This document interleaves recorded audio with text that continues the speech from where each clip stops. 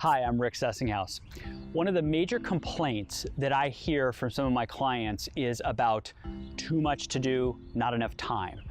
And we start having that conversation about time management, right? Which a lot of you probably have heard, about scheduling and blocking time and so on and so forth and prioritizing. And that is very important. However, I want you to start looking at your energy management a little bit more. If I gave you more time, does that necessarily mean you're going to produce more and be highly productive? Maybe not, because what I find a lot of people is that maybe for the first few hours of the day, they're ready to go and they're high energy, they're focused, and yet at the end of the day, it's not there. So then at the end of the day, they're making more mistakes. It takes them longer to do a task. So now time management's thrown out the window because you can't actually schedule anything. It's taking longer because your energy is not there to perform at your best. Now, a little bit on a sidetrack here is that some of these same clients that I work with, I start to understand some of their other routines at home. For instance, what do they do in the evening after work, or what do they do on the weekends?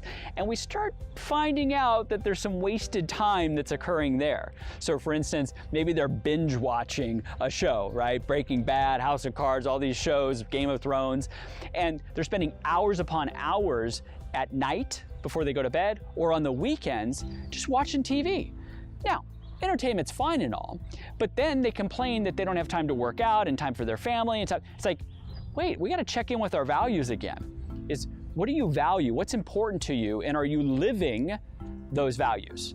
And so during the day at work, certainly, there's going to be a lot to do. I get that. But in the evening, can we shrink down your routines? Instead of watching 3 episodes, could maybe you watch 1 episode? Could you do some reading? Could you do some breathing? Could you do some exercise to now fill in some of that time? Those things are actually going to help your energy, not hurt. But I think a lot of us in this society we have a turn on off switch and there's not a dimmer. I like to look at life kind of like a dimmer switch, is that we have to be on for 9-10 hours, and then we want to just sit down there and veg, and that's the off button.